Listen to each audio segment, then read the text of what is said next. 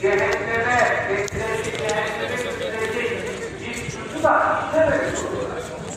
Dolayısıyla neredeyse cehenneme girecek tek bir zincire vurulması ise Ramazan'da mübarek olsun. şeytan cennete yerleştirirler.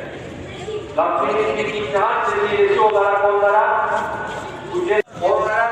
sağlarından, sollarından, önlerinden ve arkalarından yaklaşacağım ve sen onların tek yolunu sana iman eder bulamayacaksın. Sana artık kulluk yapamayacak hale gelecekler.